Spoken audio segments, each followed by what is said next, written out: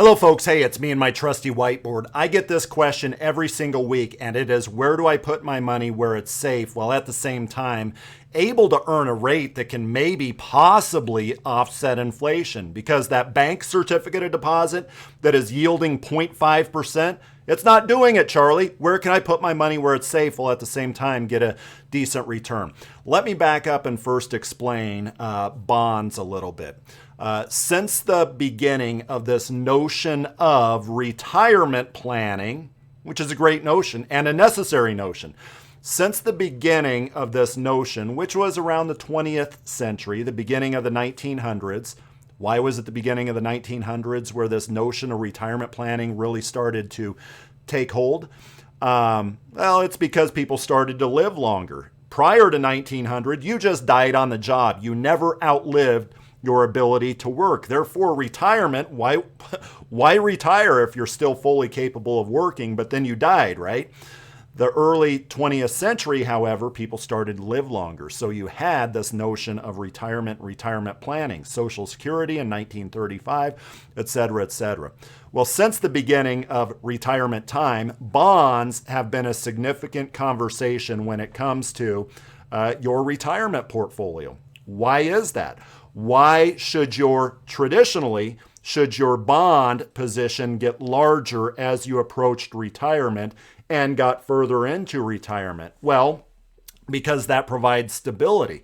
For example, if you had 100% of your money in a stock portfolio and you're age 65, although stocks provide for better long-term performance, well, what happens as you withdraw from your 100% stock portfolio retirement income?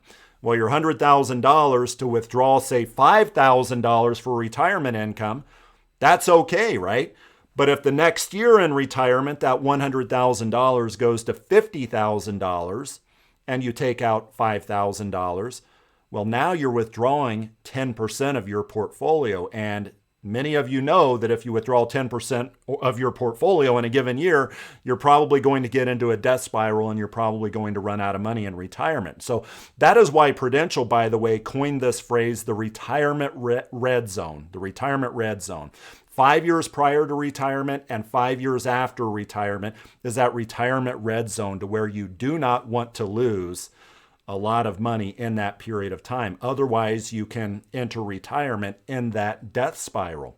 So with that, where do bonds fit today? Because you still need that stability as you approach and get further into retirement, right? Are they a good solution? If you just Google bonds in a low interest rate environment, or the 60-40 portfolio is dead, 60% equities, 40% bonds, you will see that many pundits are talking about the low interest rate environment that we're in today and how bonds are dangerous today. One, they're not paying much today, but two, when interest rates increase, what happens to bonds and bond mutual funds? They lose their value. They lose a chunk of their value. How much value do they lose? Well, there's a measurement called duration, the duration measurement. And what is that? You know, an average bond fund, intermediate length bond fund, is an 8 or 9 duration. Well, what is an 8 duration? What does that mean? That means that for every 1% that interest rates increase, you will lose 8%. An 8 duration means for every 1% incremental rate increase, you will lose 8%. If you have a duration of 10 on your bond mutual fund, for example, for every 1%, you're going to lose 10%. Heaven forbid, should interest rates increase 2% while you're in that bond mutual fund, you're going to lose 20% if it has a duration of 10. So you have this low interest rate environment we're in today, and many folks are saying we need to look at something else for that safe chunk of the portfolio that you should certainly be cognizant of if you're in that retirement red zone. And what is that safe chunk?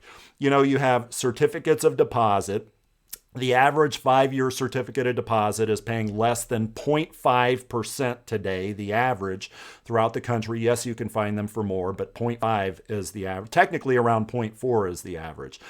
You also have fixed annuities. Fixed annuities, you can get a guaranteed rate. We have these at CG Financial Group. Guaranteed rates above 3% if you go out 5 years. If you go out 2 years, you can get above 2%. That is better. However, many folks want the opportunity to get more than 3%. Inflation over the last year has been 6.2%. What is out there that is safe, where you will not lose money, but you have the ability to get more than inflation?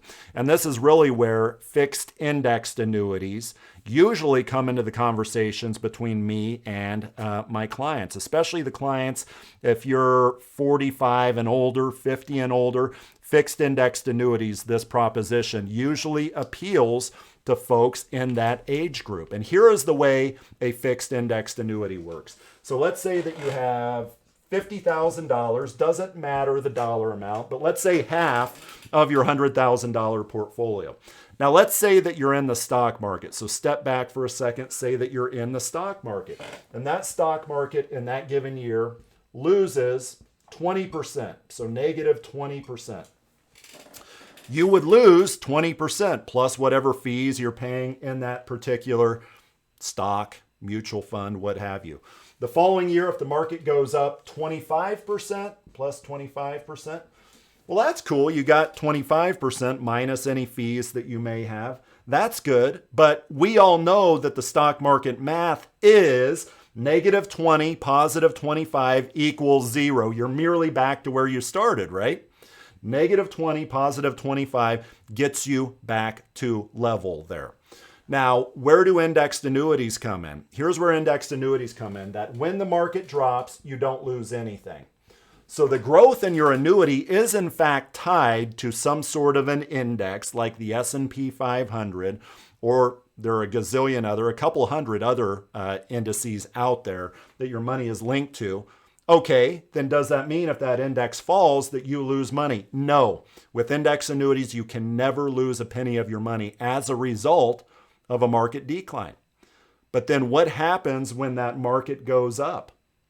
A lot of folks say, do I get 25%? No, you don't get the entire 25%, but you may get a percentage of that. For example, some products out there have 100% participation rates. What does that mean? It means you'd get 100% of that 25% up. But more common is, say, a 40% participation rate. So 40% of 25%, what is that? Is that 10%? That means that in that year, you would get plus 10%. Now that's even a little exaggerated because these products are not designed to get stock market like returns. They're designed in today's day and age to get 3, 4, 5, 6, maybe 7% returns. But you would agree for the safe chunk of one's portfolio to be able to offset inflation or have the ability to offset inflation and then some, well, that is where index annuities should potentially come into play in your portfolio.